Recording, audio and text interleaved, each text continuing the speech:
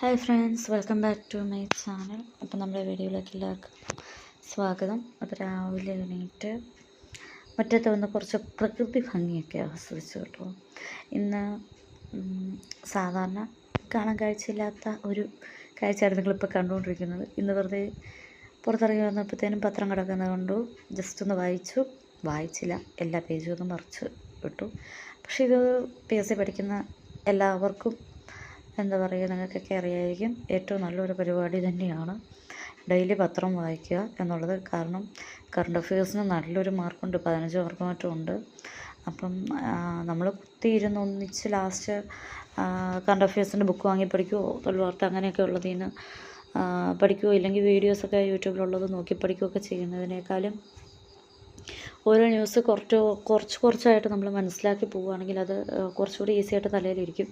അപ്പം പറ്റുന്നവരൊക്കെ പത്രം വായനയൊക്കെ ഒരു ശീലമാക്കാൻ ശ്രമിക്കുക. അത് കഴിഞ്ഞിട്ട് നേരെ അടുക്കളയിലേക്ക് പോയപ്പോഴത്തേക്കും മമ്മി നല്ല ഒന്നാന്തരം ചൂര മീൻ കറി വെക്കുകയായിരുന്നു. കാരണം രാവിലെ ഇവിടെ കുറച്ച് തിരക്കിലാണ്. നമുക്കിവിടെ വീട്ടിലെ കൃഷിപ്പണിയൊക്കെയാണ്. അപ്പം പണിക്കാരുണ്ടായിരുന്നു ഇന്ന്. അതുകൊണ്ട് മമ്മി അവർക്കുള്ള ഫുഡ് റെഡിയാക്കുവാണ്. നമ്മൾ പറ്റുന്ന ദിവസങ്ങളിലൊക്കെ അവർക്ക് ഫുഡ് കൊടുക്കാറുണ്ട്.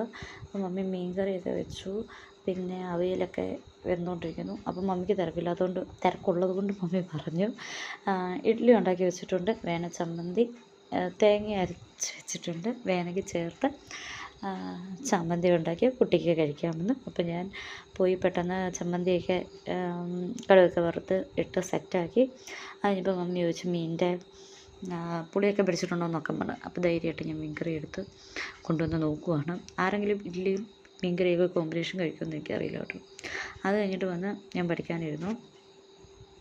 മമ്മി ബാക്കി കാര്യങ്ങളിലൊക്കെ ചെയ്യുമ്പോഴത്തേനും ഹെൽപ്പ് ചെയ്താൽ ചെന്നാൽ മതി എന്ന് പറഞ്ഞുകൊണ്ട് പഠിക്കാൻ വന്നു. അപ്പോൾ നമ്മളിന്ന് പഠിക്കാൻ വന്നത് ഭരണഘടന ഭേദഗതികൾ എന്നുള്ള പാർട്ടാണ്. ഞാൻ സാധാരണ കോൺസ്റ്റിറ്റ്യൂഷൻ ആദ്യം മുതൽ തന്നെയാണ് പഠിക്കാറുള്ളത്. ഇപ്പോൾ ഒരുവിധം പഠിച്ചു വച്ചിരിക്കുന്നത് കൊണ്ട് ഞാൻ വിചാരിച്ചു ഭേദഗതികൾ പഠിക്കാമെന്ന്. അത് കുറേ ഇതൊക്കെ ഉണ്ടല്ലോ, ആർട്ടിക്കിളും നമ്പറും സംഭവങ്ങളൊക്കെ ഓർത്തിരിക്കുന്നതുകൊണ്ട് അത് പഠിക്കാമെന്ന് വിചാരിച്ചു. അപ്പം ആ പാർട്ടാണ് കേട്ടോ പഠിച്ചുകൊണ്ടിരിക്കുന്നത്. അതിൻ്റെ റാങ്ക് ഫയലുള്ള പോർഷൻസാണ് ഇപ്പോൾ ഞാൻ തീർക്കുന്നത്. അത് കഴിഞ്ഞിട്ട് ഞാൻ ഈവനിങ് പഠിക്കാതിരിക്കുമ്പോൾ അതിൻ്റെ തൊഴിൽ വാർത്തയിൽ ഇപ്രാവശ്യം അതിൻ്റെ 2 പ്രാവശ്യം മുമ്പുള്ളൊരു തൊഴിൽ വാർത്തയിൽ അതിൻ്റെ ഭേദഗതികളെക്കുറിച്ച് ഉണ്ടായിരുന്നു. അപ്പോൾ ആ പോർഷനോട് കൂടി കവർ ചെയ്യുന്നുണ്ട്. അപ്പോൾ അവർ NCERT SCERT ബേസ് ചെയ്ത് പോകുന്നു എന്നൊക്കെയാണ് പറഞ്ഞത്. എനിക്ക് നോക്കിയിട്ട് കുഴപ്പമൊന്നുമില്ലെന്ന് തോന്നി. അപ്പോൾ ഞാനതുകൊണ്ട് ആ പോർഷൻസ് കേട്ടാൻ വേണ്ടി NCERT SCERTയുടെ പോർഷൻസാണ് പഠിച്ചുകൊണ്ടിരിക്കുന്നത്. അപ്പോൾ എല്ലാവർക്കും എങ്ങനെയുണ്ട്, പഠിത്തമൊക്കെ നന്നായിട്ട് തന്നെ മുന്നോട്ട് പോകുന്നുണ്ടോ? സത്യം പറഞ്ഞു കഴിഞ്ഞാൽ എനിക്ക് ഭയങ്കര വീക്കായിട്ടും ബോറായിട്ടുമാണ് പഠിത്തം പോകുന്നത്. ഇനി ഹാർഡ്ലി ഒരു 60 days കൂടി ഉള്ളൂ. റിവിഷനും പഠിത്തവും എല്ലാം കൂടി ഒരു 60 ദിവസം ഒക്കെ നമുക്ക് വരുന്നുള്ളൂ. എനിക്കറിയാം പോർഷൻസ് കുറച്ചുകൂടിയൊക്കെ നല്ല രീതിയിൽ പഠിച്ചു കഴിഞ്ഞാൽ നമുക്ക് തീരത്തുള്ളൂ. കാരണം ആദ്യം നമ്മൾ സ്റ്റേറ്റ്മെൻറ്റ് രീതിയിലുള്ള ക്വസ്റ്റ്യൻസും കാര്യങ്ങളൊക്കെയാണ് ഭയപ്പെട്ടുകൊണ്ടിരുന്നതെങ്കിൽ ഇപ്പം അതൊരു യൂഷ്വൽ സംഭവമായെങ്കിൽ പോലും കുറേയൊക്കെ എളുപ്പമുള്ള ടോപ്പിക്സും കാര്യങ്ങളൊക്കെ ആയിരുന്നു വന്നുകൊണ്ടിരുന്നതെന്ന് തോന്നുന്നു. പക്ഷേ ഇപ്പം ഭയങ്കര ആ ഒരു പോർഷൻസിനെ തന്നെ ക്വസ്റ്റ്യൻസ് ടഫാക്കി നല്ല രീതിയിൽ പണി കിട്ടിക്കൊണ്ടിരിക്കുകയാണ്. അപ്പോൾ കുറച്ചുകൂടെയൊക്കെ നന്നായിട്ട് പഠിക്കണം. അതൊക്കെ കഴിഞ്ഞിട്ട് ഞാൻ പഠിത്തം കഴിഞ്ഞ് ബോറടിച്ചു. അത് കഴിഞ്ഞ് ഇന്നലെ മൊത്തം വീടൊക്കെ തുടച്ചായിരുന്നു, നമ്മൾ ക്ലീനിങ് ഒക്കെ ചെയ്തായിരുന്നു. അപ്പോൾ അതിപ്പോൾ ഞാൻ ഈ സ്റ്റെയർ കേസിൻ്റെ കമ്പി ക്ലീൻ ചെയ്തില്ലായിരുന്നു. രാവിലെ ഞാനിങ്ങനെ നോക്കിയപ്പോഴത്തേനും ഭയങ്കര പൊടി. എന്നാൽ പിന്നെ അതൊന്ന് ക്ലീൻ ചെയ്തേക്കാം എന്ന് വിചാരിച്ചു. കാരണം പഠിക്കാൻ കോൺസ്റ്റിറ്റ്യൂഷൻ ആ ഒരു ഭാഗം ക്ലിയർ ചെയ്തെങ്കിലും പിന്നെ കൂടുതൽ അടുത്ത സബ്ജക്റ്റ് എനിക്ക് പഠിക്കാൻ തോന്നിയില്ല. അപ്പോൾ വന്ന് അതൊക്കെ ക്ലീൻ ചെയ്ത് വെച്ചു. പിന്നെ അത് കഴിഞ്ഞിട്ട് വന്നിട്ട് അപ്പോൾ തന്നെ എനിക്ക് തോന്നുന്നു ഒരു മണി 12:30 ആയായിരുന്നു കേട്ടോ. അപ്പോൾ മമ്മി അത് കഴിഞ്ഞിട്ട് നമ്മളെ ഹെൽപ്പ് ചെയ്യാൻ വിളിച്ചിട്ടുണ്ട്, പോകണം. കാരണം എന്താണെന്ന് ചോദിച്ചു കഴിഞ്ഞാൽ കുറച്ച് ഡിസ്റ്റൻസിലാണ് നമുക്ക് ജോലിക്കാരുള്ളത്. അപ്പം അവർക്ക് ഫുഡ് കൊടുത്ത് വിടണം. അപ്പോൾ നമുക്ക് ഇലയൊക്കെ വെട്ടിക്കൊണ്ട് വന്ന് വാട്ടി അവർക്ക് ചോറ് പൊതിഞ്ഞ് കെട്ടി കൊടുത്ത് വിടണം. സാധാരണ ഒരു യൂഷ്വൽ പൊതിച്ചോറ് നിങ്ങൾക്ക് ഇവിടെ കാണാൻ പറ്റത്തില്ല. കാരണം എന്താണെന്ന് വെച്ച് കഴിഞ്ഞാൽ യൂഷ്വൽ പൊതിച്ചോറ് നമ്മളെല്ലാ കറികളോടും വെച്ചിട്ട് ആണല്ലോ നമ്മൾ പൊതിഞ്ഞ് കെട്ടി ആ ടേസ്റ്റാണല്ലോ ആസ്വദിക്കുക. പക്ഷേ ഈ ജോലിക്കൊക്കെ വരുമ്പോഴത്തേനും അവർക്കത് വലിയ താല്പര്യമുള്ളതായിട്ട് എനിക്ക് തോന്നിയിട്ടില്ല കേട്ടോ. അതുകൊണ്ട് തന്നെ നമ്മൾ ഇലയൊക്കെ വെച്ച് ചോറൊക്കെ ഇട്ടിട്ട് ഇപ്പം ഇന്നിവിടെ മാങ്ങാച്ചാറ്, മീൻകറി, പച്ചമോര്, പിന്നെ എന്താ അവിയൽ അങ്ങനെയായിരുന്നു ഉണ്ടായിരുന്നത്. അപ്പോൾ ഞാൻ ജസ്റ്റ് ചോറിനകത്ത് മാങ്ങാച്ചാറ് വെച്ചു. പിന്നെ ആ സെപ്പറേറ്റ് ഇലയിൽ ഞാൻ അവിയൽ സെപ്പറേറ്റായിട്ട് പൊതിഞ്ഞ് കെട്ടിയാണ് കൊടുത്തു വിട്ടത്. മീൻകറിയും പച്ചമോരും നമ്മൾ കുപ്പിയിലാക്കി ഓരോരുത്തർക്ക് സെപ്പറേറ്റ് കൊടുത്തു. അപ്പോൾ അവർക്ക് അവരുടെ ഇഷ്ടത്തിന് കഴിക്കാമല്ലോ. നമ്മളെല്ലാം കൂടെ വെച്ച് കഴിഞ്ഞ് കഴിഞ്ഞാൽ ജോലിയൊക്കെ ചെയ്ത് നിൽക്കുന്നവർക്ക് ചിലപ്പോൾ അത് ഓക്കെ ആയില്ല എന്ന് തോന്നിയിട്ട് നമ്മളിങ്ങനെ സെപ്പറേറ്റാണ് ഇപ്പോൾ ദമ്മോരൊക്കെ എടുത്ത് വെച്ചു. അടുത്ത കുപ്പിയിൽ മീൻകറികൾ ഓരോരുത്തർക്കും എടുത്ത് വെച്ചു. അങ്ങനെയാണ് കേട്ടോ കൊടുക്കുക. അത് കഴിഞ്ഞിട്ട് ഞാനും പിന്നെ അവർക്കെടുത്ത ഫുഡെല്ലാം വെച്ചിരിപ്പുണ്ടായിരുന്നു. മോര് കുറച്ചേ ഉള്ളൂ കേട്ടോ, അവർക്കെടുത്തിട്ട് ബാക്കിയേ ഉണ്ടായിരുന്നുള്ളൂ. അപ്പോൾ കഴിക്കാമെന്ന് വിചാരിച്ചു. ചോറും അവിയലും മാങ്ങാച്ചാറും മീൻ വറുത്തതും ചുരുമീൻ കറിയും. പപ്പ എല്ലാ മീനും എനിക്ക് തോന്നുന്നു 1/2 കിലോ വീതമോ 3/4 കിലോ വീതമോ അങ്ങനെയായിട്ട് മേടിച്ചു. ചോറ് മാത്രം 3/4 കിലോ ഉണ്ടായിരുന്നു എന്ന് തോന്നുന്നു ഒരു മീൻ. ബാക്കിയെല്ലാം അങ്ങനെയാണ് വാങ്ങിച്ചത്. അതുകൊണ്ട് ഫുഡൊക്കെ കഴിഞ്ഞു. അത്യാവശ്യം പണിയെടുത്തത് കൊണ്ടും തുമ്പി ഹെൽപ്പ് ചെയ്യാൻ തേരാപ്പാര കുറേ നടന്നതുകൊണ്ടുമൊക്കെ ഞാൻ വിചാരിച്ചു കുറച്ച് നേരം കിടക്കാമെന്ന്.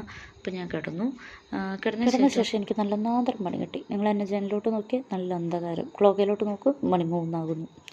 കിടന്നു കഴിഞ്ഞ ഇടയ്ക്ക് പകൽ കിടക്കുമ്പോൾ എല്ലാവർക്കും ഈ പ്രശ്നമുണ്ടോയെന്ന് അറിയത്തില്ല. എനിക്ക് നമ്മളൊന്നാമത്തെ കാര്യം ചില ദിവസങ്ങളിലൊക്കെ കിടന്നുറങ്ങാറുള്ളൂ പകൽ. അപ്പോൾ ഈ ഒരുപാട് എങ്ങാനും ഉറങ്ങിപ്പോയിട്ടുണ്ടെ കേൾക്കുമ്പം ഇത് രാവിലെയാണോ രാത്രിയാണോ എന്നൊക്കെ തോന്നാറുണ്ടോ ആർക്കെങ്കിലും? എനിക്ക് തോന്നാറുണ്ട് കേട്ടോ, തോന്നിയിട്ടുണ്ട്. എപ്പോഴും അല്ല കേട്ടോ, വല്ലപ്പോഴുമൊക്കെ. അപ്പം ഞാൻ നോക്കിയപ്പോഴത്തേനും ജസ്റ്റ് ഫോണൊന്നും എടുത്താൽ നോക്കിയില്ല, ജസ്റ്റ് ക്ലോക്കിൽ നോക്കിയപ്പോൾ 3:15 ആവുന്നുള്ളൂ. ആഹാ ഹാപ്പി, വീണ്ടും കിടന്നുറങ്ങി. പിന്നെ മമ്മി ഉറങ്ങുവാണെങ്കിൽ അങ്ങനെ വിളിക്കാറില്ല കേട്ടോ, രാത്രി അതിനോട് ഇന്ന് പഠിച്ചോളും എന്നറിയാവുന്നതുകൊണ്ട് വിളിക്കാറില്ല. അപ്പം ഞാൻ വീണ്ടും നോക്കി 3:15. ആഹാ കിടന്നുറങ്ങുന്നു. മുമ്പേ നോക്കിയപ്പോഴും 3 മണിയാണല്ലോ എന്ന് ഓർക്കാനുള്ള ബോധം വന്നില്ല. അതുകൊണ്ട് ക്ലോക്ക് തന്നെ ചതിച്ചുകൊണ്ട് ഒരു 5:30 കഴിഞ്ഞു ഞാൻ എണീറ്റപ്പം. അതൊക്കെ കഴിഞ്ഞു പോയി കുളിച്ച് ഫ്രഷായി ഏതാണ്ടെല്ലാം തക്കിട പണികളൊക്കെ ഉണ്ടായിരുന്നതൊക്കെ ചെയ്തു കഴിഞ്ഞ് വന്നപ്പോൾ പപ്പ ബറോട്ട കൊണ്ടുവന്നിട്ടുണ്ടായിരുന്നു.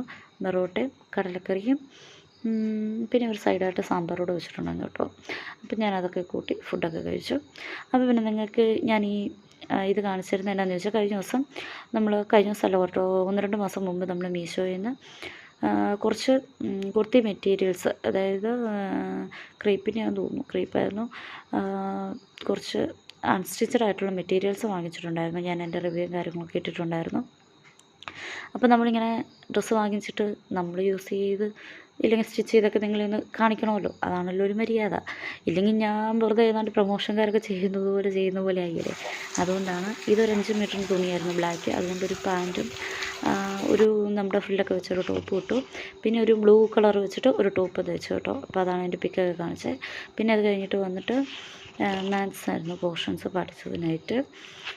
അതിൻ്റെ പോർഷൻസ് എല്ലാം ഒന്നുകൂടെ റിവിഷൻ ചെയ്യുകയും പഠിക്കുകയും കിട്ടാത്ത പ്രോബ്ലംസൊക്കെ ഒന്നുകൂടി ചെയ്ത് നോക്കുകയൊക്കെ ചെയ്തു.